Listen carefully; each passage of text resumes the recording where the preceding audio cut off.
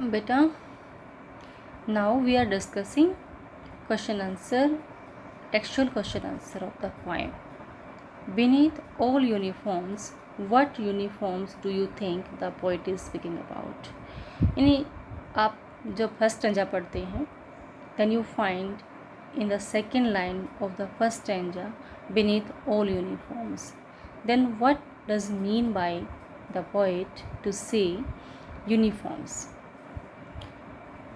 And second question, how does the poet suggest that all people on earth are the same?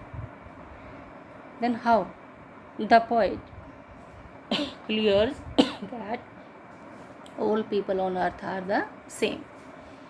The answer of the first question, beneath all uniform, what does mean by beneath all uniforms? The poet speaks about the various dresses. Poet जो है वो अलग अलग dresses के बारे में बताते हैं that people of various countries wear. जैसे कल मैंने आपको बताया था कि यूनिफॉर्म का मतलब क्या है कि किसी भी फील्ड में, जैसे नर्सिंग की है, डॉक्टर की है, उनकी यूनिफॉर्म अलग होगी. यूनिफॉर्म का मतलब एक जैसी ड्रेस किसी भी एक पैनल में. ठीक है. अब जो अपने देश के सोल्जर्स हैं, ऑफिसर्स हैं, आर्मी ऑफिसर्स हैं, उनकी ड्रेस डिफरेंट है, लेकिन यूनिफॉर्म का मतलब क्या है, अपने कंट्रीज़ की सेम मिलेगी. ठीक है. Then another thing, school dress है बच्चों की. हालांकि हर स्कूल की ड्रेस अलग है, बट उस एक स्कूल की ड्रेस क्या होगी, सेम होएगी सभी बच्चों की. That is called uniform. तो पॉइंट यही कहते हैं कि हर यूनिफॉर्म के नीचे जो है ना, हर ड्रेस के नीचे जो है ना, वेरियस ड्रेसेस. ठीक है. लेकिन एक बॉडी तो सांस लेती है, और उस हर बॉडी के वही फीचर्स हैं, वही नोज़, आइज़, फोरहेड, वही फीचर्स हैं सबके. The poet speaks about the various dresses that people of various countries wear, but beneath them the human body is same. लेकिन उन सब के नीचे क्या है, ह्यूमन बॉडी सेम है. तो कहना पोइट ये चाहते हैं कि beneath या under the dresses one body takes breath and that body have the same features. या all the human bodies have the same features. Next है, the poet says that nobody is different and peculiar. कोई भी विशेष नहीं है, peculiar का मतलब special, और कोई भी डिफरेंट नहीं है. नो कंट्री इज़ फॉरेन, कोई भी कंट्री जो है ना वो फॉरेन नहीं है, यानी हमसे स्ट्रेंजर नहीं है. A single body breathes beneath all uniforms, सभी यूनिफॉर्म्स के नीचे जो है ना एक सिंगल बॉडी ब्रीथ करती है. More over the land is the same everywhere, और सबसे ज़्यादा बड़ी बात क्या है कि हर लैंड जो है ना इज़ द सेम एवरीवेयर. अब लैंड है, land is a part of the earth. ठीक है. तो अर्थ के ऊपर जितनी भी ज़मीन है, समुद्र है, सब बराबर हैं. ठीक है. पानी बराबर है ना समुद्र का, सी का. लैंड है वो बराबर है. हाँ, ये बात अलग है कि कहीं पर आप पहाड़ी एरिया देखते हैं, तो कहीं पर आप मैदानी एरिया देखते हो, प्लेन एरिया है, तो कहीं पर आपका हिल स्टेशन है, हिल एरिया है. लेकिन है तो वो पार्ट अर्थ का ही ना, अर्थ के ऊपर ही है, और वहाँ पर जो इंसान रह रहे हैं उनके फीचर्स भी सेम है. Moreover the land is the same everywhere. सबसे बड़ी बात क्या है कि चाहे लैंड कोई भी हो, कहीं भी हो, वहाँ पर हर कोई चीज़ जो है ना वो सेम है. Next second question, in stanza first find 5 ways in which we all are alike, pick out the words. 5 ऐसे तरीके कौन से हैं फर्स्ट स्टैंजा में जिसको कि हम जिससे पता चलता है कि हम सब एक जैसे हैं. तो कौन कौन से हैं वो देखिए. जो 5 तरीके हैं. In the first stanza the poet says that there is no difference between the body of a citizen of one country the citizen of the another country. पहली बात तो क्या है कि एक कंट्री के सिटीजन की जो बॉडी है वो दूसरी कंट्री के सिटीजन से बॉडी के से अलग नहीं है. वही मैं I am telling you again and again, they all the have the same features. We have same kind of body, हमारी जो बॉडी है वो सेम है। We wear same kind of clothes, यानी ठीक है क्लॉथ सबकी अलग अलग है भाई, किसी का स्टाइल अलग है, किसी का स्टाइल अलग है, लेकिन है तो वो क्लॉथ ही ना। उनका पर्पज़ क्या है? बॉडी को कवर करना। We walk on the same planet, same planet क्या है हमारा? Earth. And the end of the each individual is the same, और हर इंडिविजुअल का मतलब हर इंसान का जो एंड है वो सेम है, क्या? डेथ। और किस में मिल जाना है? इसी अर्थ में ही मिल जाना है, ठीक है। Next question, how many common features can you find in stanza 2?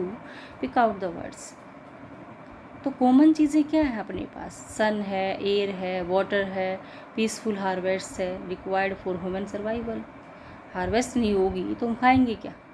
और सेम हैंड्स हैं, सबके पास बराबर हाथ है।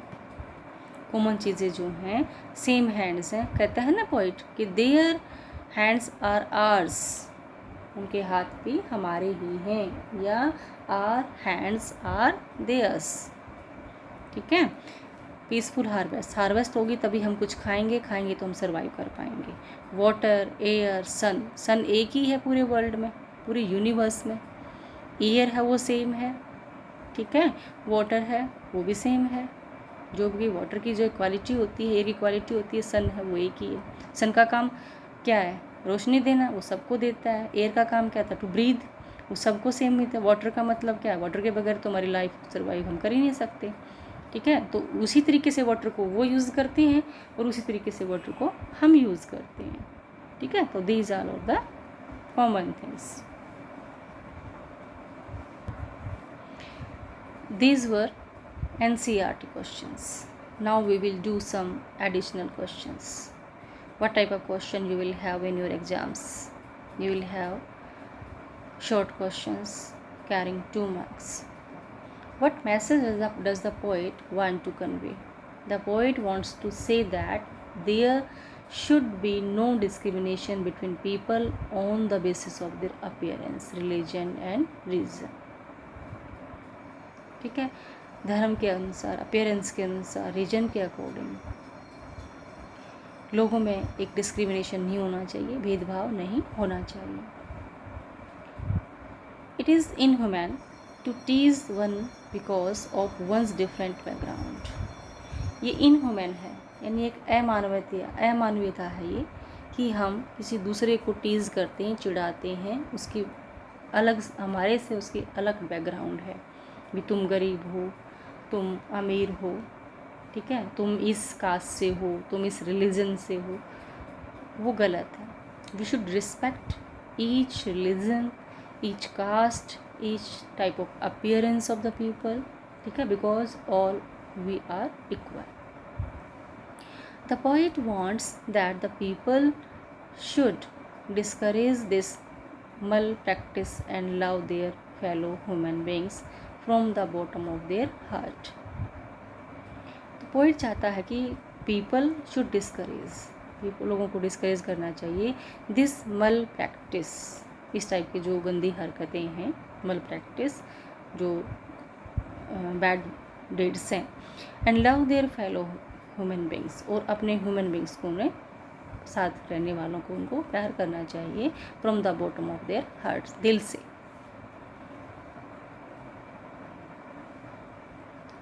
Next question, how does the poet prove that there are no foreign countries? Poet ये कैसे प्रूव करता है कि there are no foreign countries? The poet proves it with the help of nature, nature से प्रूव करते हैं वो कि सन, अर्थ और एयर सबको सेम मिल रही है, सभी इन्हीं को यूज़ करते हुए सर्वाइव कर रहे हैं। They have same body structure and it's functioning elements. जैसे नाक का फंक्शन क्या है? सांस लेना। आइज़ का फंक्शन क्या है?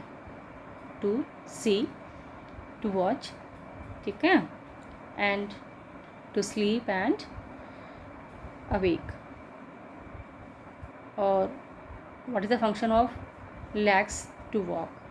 So there should be no biased attitude towards anyone. इसलिए किसी के साथ भी जो है ना टुवार्ड्स एनीवन, किसी के साथ भी एक दोहरा बर्ताव नहीं होना चाहिए कि किसी के लिए अच्छा किसी के लिए बुरा। तो हम सब के लिए क्या है, same. Next, what does the poet ask to remember in the last stanza. Last stanza में पोएट क्या रिमेंबर करने के लिए कहते हैं। The poet wants the ordinary and innocent people whose emotions and sentiments are stirred by some selfish people। Poet ये कहना चाहते हैं कोई कुछ साधारण लोग होते हैं, ऑर्डिनरी पीपल होते हैं, इनोसेंट होते हैं, उनके अंदर वो क्लेवर नहीं होते, चालाक नहीं होते वो,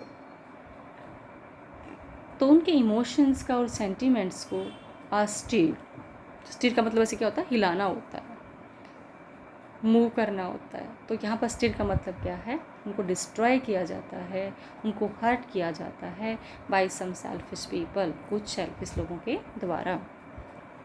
there immoral acts and poisonous, उनका जो इमोरल एक्ट्स, इमोरल का मतलब क्या है, अनैतिक, एंड पॉइजनस व्यूज़, और उनके जो घटिया व्यूज़ हैं, डोंट डिज़र्व अटेंशन, वो दूसरों के अटेंशन को डिज़र्व नहीं करते हैं, उनको उसके लायक नहीं हैं। Next question, how are we responsible for war. हम वॉर के लिए रिस्पॉन्सिबल कैसे हैं। Everyone is responsible for war, हर कोई वॉर के लिए रिस्पॉन्सिबल है। If we start hating our brothers in the name of race, religion, caste, region, अगर हम अपने भाइयों से, भाई बंधुओं से हेट करते हैं, किसके नाम पर, रेस के नाम पर, यानी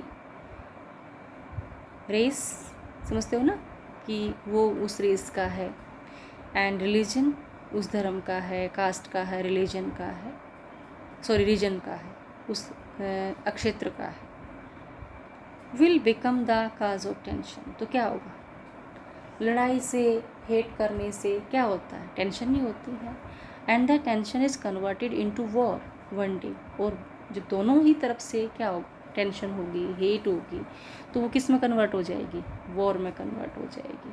so nobody should hate and despise anyone, इसलिए कोई किसी से हेट नहीं करनी चाहिए और किसी को भी हमें डिस्पाइज नहीं करना चाहिए। डिस्पाइज का मतलब हमें डिसरिस्पेक्ट नहीं करना चाहिए। आर बियास्ड एंड इम्पोलाइट बिहेवियर, हमारा दोगला, ठीक है, इम्पोलाइट बिहेवियर जो है towards the fellow human beings, दूसरे जो ह्यूमन बींग्स हैं, साथ रहने वाले ह्यूमन बींग्स हैं, comes the cause of unnecessary Wars, तो वो बिकम्स द काज, हमारे बीच में, ह्यूमन बींग्स के बीच में एक रीज़न बन जाता है किसी अननेसेसरी वॉर का। How do all man living on earth share the same fate. How do all man living on the earth, इस अर्थ पर रहते हुए सभी आदमियों का एक ही भाग फेट होता है। मतलब फेट का मतलब क्या है, जो एंड है, जो अंत में जो होना होता है, वो किसका क्या होना होता है, डेथ। तो कि सबसे बड़ी ट्रुथ है, सबसे बड़ी सच्चाई क्या है इस धरती के ऊपर, डेथ, कि जो भी इंसान यहाँ जन्म लेता है उसको एक ना एक दिन मरना पड़ता है। तो इसका आंसर क्या, all man living on this earth live and die the same way, इसी अर्थ पर सेम तरीके से जीते हैं, सेम तरीके से मर जाते हैं।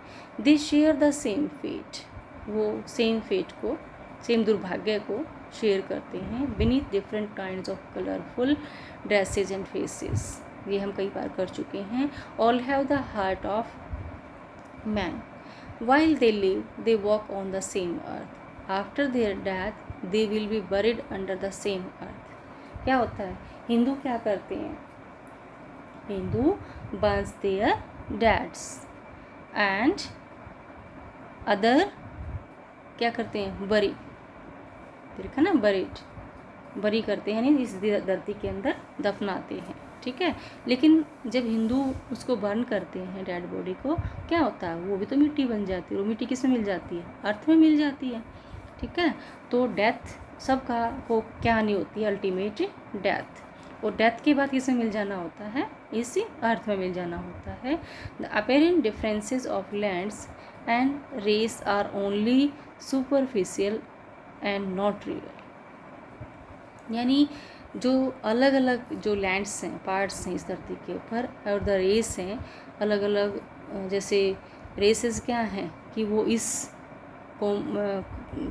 कॉम से रिलेटेड है, ठीक है। आर ओनली, जैसे ब्लैक रेस के हैं, वाइट रेस के हैं इंसान, ठीक है। तो are only superficial and not real, वो सिर्फ सुपरफिशियल हैं, वो वास्तव में ऐसा कुछ नहीं है, वो सब बराबर है। Nature doesn't differentiate between man of different land and races. Nature कभी डिफ्रेंशिएट नहीं करती। क्या कभी ऐसा हुआ है कि सन ने किसी ब्लैक पीपल को और किसी गरीब को कम रोशनी दी हो, ठीक है। कभी पानी ने ऐसा किया है, कभी एयर ने ऐसा किया है, तो सांस बराबर लेते हैं। तो nature doesn't differentiate between man of different lands and races. Do you agree with the given statement? Yes, nature never differentiate between man and man, it transcends the differences based on geography.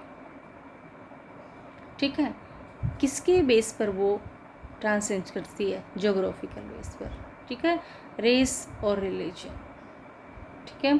The sun gives its heat and energy to all. अभी मैंने बताया था कि सन अपना जो heat है, energy है, वो सबको देता है। Similarly all of them need air and water to survive.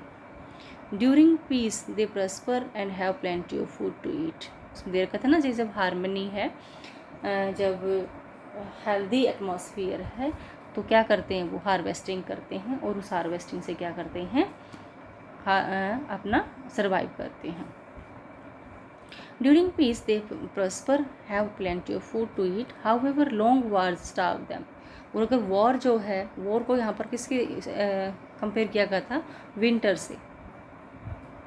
Stanza के अंदर विंटर से है, मैंने पढ़ाया होगा आपको। तो स्टार्व देम, तो वो उनको भूखा मार देती है। जब अनाज ही पैदा नहीं होगा तो क्या होगा? भूखमरी तो होगी ही। They labour hard to survive with the same kinds of limbs and hands. वो अपने हर तरीके से जो है ना, अपने हाथ हैं, लिम्स हैं, जो भी है, पार्ट्स ऑफ बॉडी है, सब के सेम है, और उन्हीं के साथ वो हार्ड लेबर करके वो सर्वाइव करते हैं, ठीक है।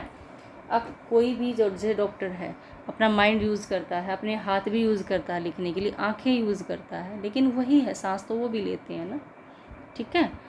ओके बेटे, तो these are some additional questions. We will discuss these also in the class. That's all for today. Okay, all the best beta.